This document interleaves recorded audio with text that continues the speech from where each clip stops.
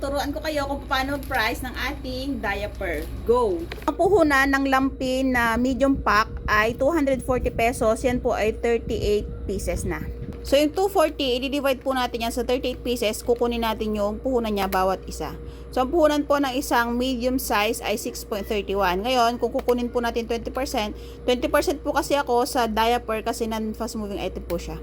Ayan, so pumapatak po na 7.57 ang magiging benta ng isang medium size na diaper. So, ang benta ko po ng medium size ko ay 8 pesos. Yung large size naman po ay 234 pesos, 34 pieces siya.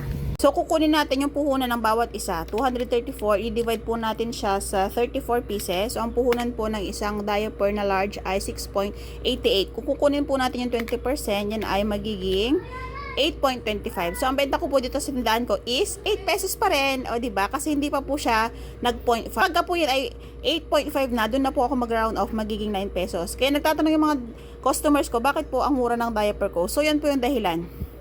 Kasi mura ko lang din siya nabibili, kaya mura ko lang din siya nabibenta.